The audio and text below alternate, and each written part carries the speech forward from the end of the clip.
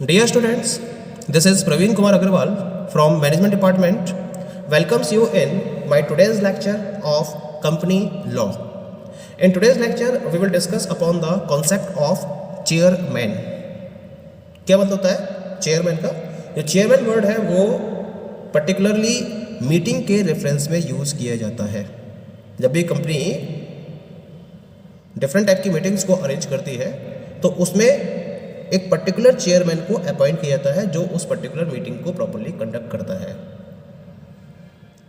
तो चेयरमैन जो वर्ड है that is in reference of a particular meeting within a company only. Okay, तो क्या मतलब होता है चेयरमैन का? Chairman is an indispensable person for the successful conduct of a company meeting.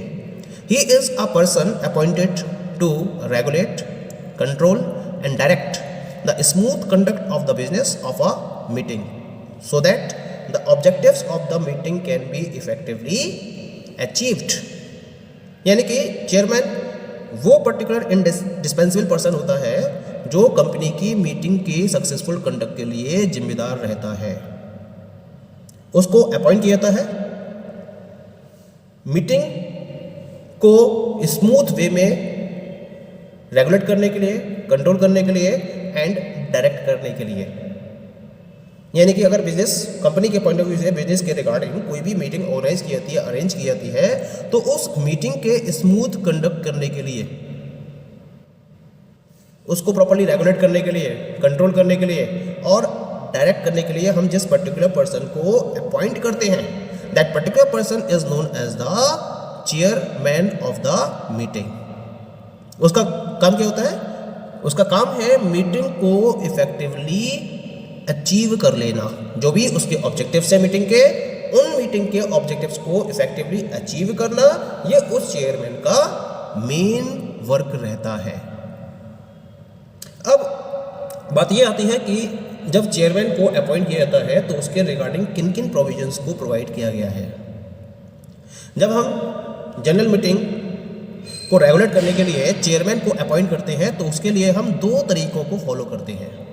एक तो होता है on the basis of the provisions provided by the companies article and second one is on the basis of the provisions if nothing is provided in the articles. यानी कि अगर company के articles में chairman के appointment के regarding कोई भी provision नहीं है तो हम सेकेंड टाइप के प्रोविजंस को फोकस करते हैं. पहले बात करते हैं बाय कंपनीज आर्टिकल्स. कंपनी के आर्टिकल में चेयरमैन के अपॉइंटमेंट के रिगार्डिंग कुछ प्रोविजंस फॉलो कर रखे हैं. क्या क्या है प्रोविजंस?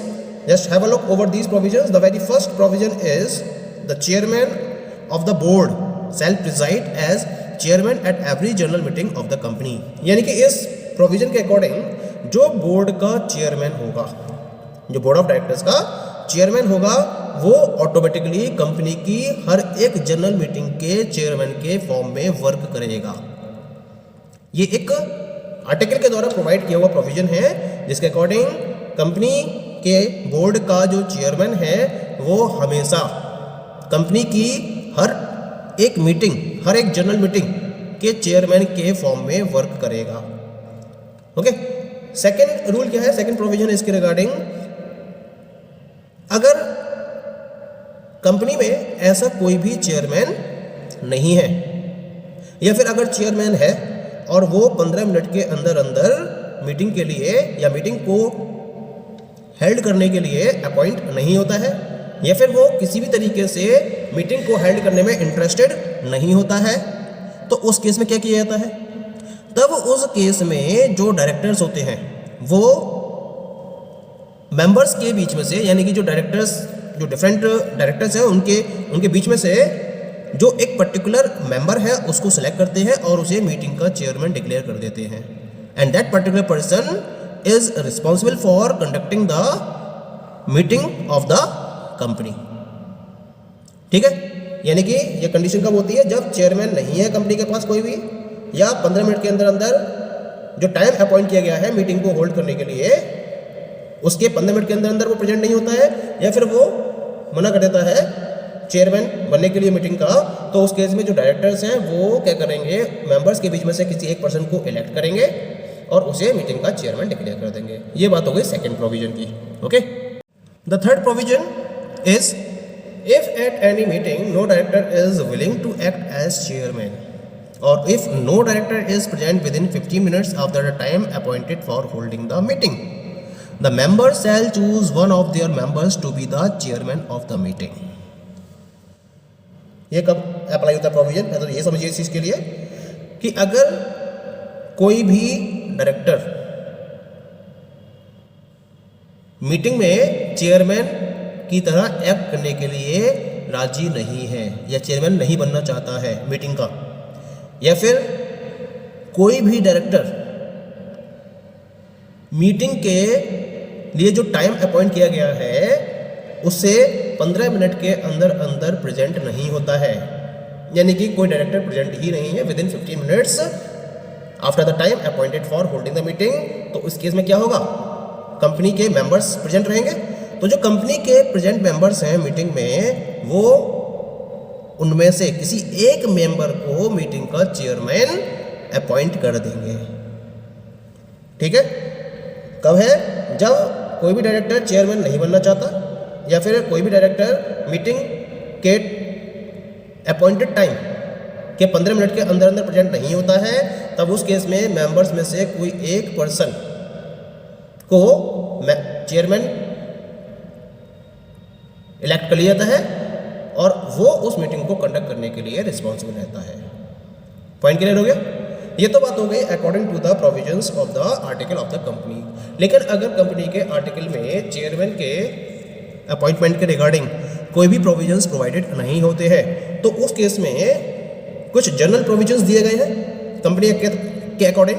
तो इन जनरल प्रोविजंस को फॉलो करते हुए कोई भी कंपनी के मीटिंग के लिए चेयरमैन को इलेक्ट कर सकती है। क्या क्या है ये पर्टिकुलर पॉइंट्स, एक बार देख लेते हैं हम इनको। The first one is the by show of hands. बहुत सिंपल मेथड है ये, बाय शो ऑफ हैंड्स। इस केस में क्या होता है? जितने भी मेंबर्स पर्सनली प्रेजेंट होते हैं मीटिंग में, वो अपने में से किसी एक पर्सन को as a chairman of meeting elect करते हैं, सेलेक्ट करते हैं उसको, है ना, और with the help of show of hands.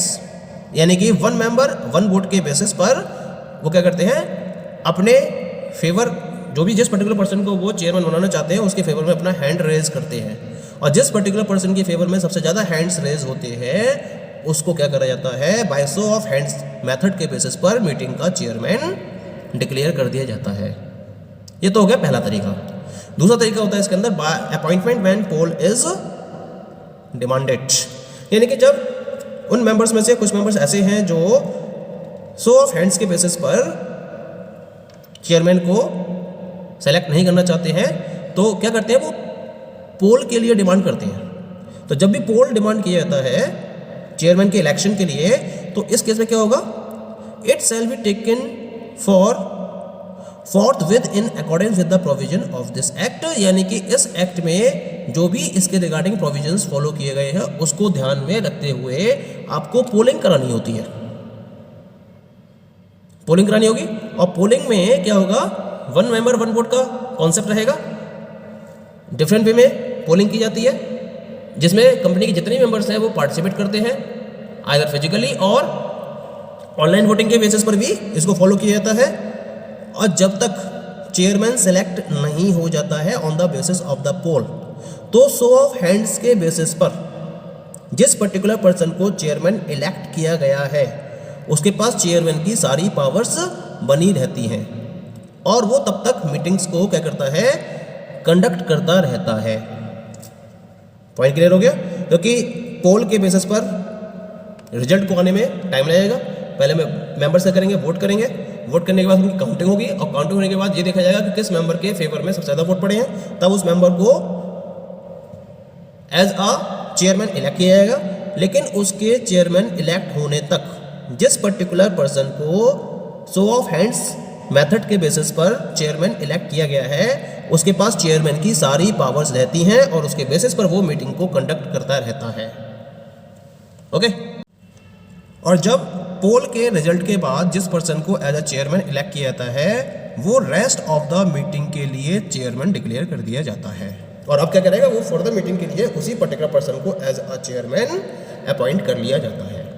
ठीक है, तो ये तो बात हो गई regarding the appointment of chairman. अब हम बात करते हैं चेयरमैन की क्या क्या ड्यूटीज़ रहती हैं, what are the different duties of chairman. तो यहाँ मैंने कुछ ड्यूटीज़ डिस्कस करी है। पहली ड्यूटी क्या है, to ensure that the meeting is properly convened by giving a proper notice. ये देखना उसकी जिम्मेदारी है कि प्रॉपर नोटिस, जितने भी एंटाइटल्ड पर्सन है मीटिंग के लिए, उन सबको एक प्रॉपर नोटिस सर्व किया गया है और उस प्रॉपर नोटिस को सर्व करने के बाद ही प्रॉपरली मीटिंग को कंडक्ट किया जा रहा हो। दूसरे पॉइंट में उसे ये भी एंश्योर करना होता है कि जो मीटिंग है it is duly constituted. Duly constituted का मतलब क्या है कि उस मीटिंग में कोरम की प्रेजेंस होनी जरूरी है और उसके साथ साथ उस मीटिंग में चेयरमैन यानी कि उसका खुद का प्रेजेंट होना जरूरी है, ये भी उसको एंश्योर करना होता है। तीसरी ड्यूटी रहती है उसके अंदर दैट उसे ये एंश्योर करना होता है कि मीटिंग में प्रॉपर ऑर्डर और प्रॉपर डेकोरम को मेंटेन किया जाए, यानी कि प्रॉपर ऑर्डर और डेकोरम को ध्यान में रखते हुए मीटिंग में डिफरेंट बिजनेस ट्रांजैक्शंस के इश्यू को डिस्कस किया जाए, ये एंश्योर करना चेयरमैन की ड्यूटी रहती है। इसके साथ साथ नेक्स्ट ड्यूटी है इसकी दैट मीटिंग में जितने भी मैटर्स पर डिस्कशन हो रहा है that must be according to the provisions of the act and the rules and regulations of the articles. जितने भी मैटर डिस्कस हो रहे हैं, जिन इश्यूज को डिस्कस किया जा रहा है, उसमें एक्ट के प्रोविजन और आर्टिकल के प्रोविजन को प्रॉपरली फोकस किया जा रहा हो, उसके बियॉन्ड जाके कोई भी डिस्कशन ना हो रहा हो, ये भी उसको एंश्योर करना होता है। द नेक्स्ट ड्यूटी इज उसे ये भी एंश्योर करना होता है कि जो मीटिंग की प्रोसीडिंग है वो प्रॉपरली और रेगुलर वे में कंडक्ट हो, कोई भी किसी भी तरीके का शोर शराबा ना हो और किसी भी तरह की इरेगुलरिटी मेंटेन ना हो, ये भी उसको एंश्योर करना होता है during the meeting of the company.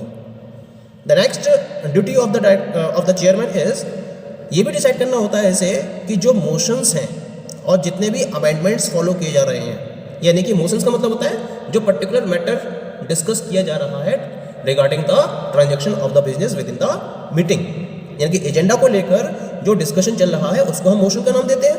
तो जो मोशंस हैं या जो भी अमेंडमेंट्स फॉलो किए जा रहे हैं मीटिंग में, they are in a proper order and they are within the scope of the meeting, यानी मीटिंग के स्कोप से बाहर नहीं आने चाहिए, वो मीटिंग के स्कोप में होने चाहिए। यानी कि जिस पर्टिकुलर ट्रांजैक्शन ऑफ बिजनेस को लेकर नोटिस इश्यू किया गया है, उसी के अंदर मोशंस और अमेंडमेंट्स को फॉलो कराना, ये रिस्पॉन्सिबिलिटी होती है, ड्यूटी होती है चेयरमैन की। Next one is the not to allow any type of discussion except when there is a specific motion before the meeting, यानी कि किसी भी तरीके का कोई भी अनर्गल वार्तालाप ना हो, कोई भी बिना वजह का डिस्कशन ना हो मेंबर्स के बीच में, केवल और केवल उस समय को छोड़कर जब मीटिंग में मोशन के रिगार्डिंग डिस्कशन चल रहा है, यानी कि जब स्पेसिफिक मोशन को फॉलो किया जा रहा है मीटिंग में, उसके अलावा किसी और टाइप का डिस्कशन ना हो तो उसको अलाउ नहीं करना है चेयरमैन को during the meeting of the company. इसके साथ साथ उसकी नेक्स्ट ड्यूटी है ये एंश्योर करना कि जितने भी मेंबर्स हैं मीटिंग में प्रेजेंट, चाहे वो माइनॉरिटी बेसिस पर हो या मेजॉरिटी बेसिस पर हो, हर किसी को इक्वल अपॉर्चुनिटी मिलनी चाहिए अगर वो अपने व्यूज़ को एक्सप्रेस करना चाहते हैं। Next one is the he must exercise his casting vote in the interest of the company, यानी कि उसे अपने वोट या उसका वोट है उसको इस तरह से फॉलो करना चाहिए जिससे कि कंपनी का बेनिफिट या उसका इंटरेस्ट पॉसिबल हो सके। और इसके साथ साथ लास्ट ड्यूटी रहती है उसकी कि उसको इस तरीके से एक्ट करना चाहिए हमेशा जिससे कि कंपनी का बेस्ट इंटरेस्ट या बेस्ट वे में बेनिफिट पॉसिबल हो सके, इस तरीके से उसे हमेशा एक्ट करना चाहिए। So these all are the duties of the chairman within a meeting of a company. Okay, thank you.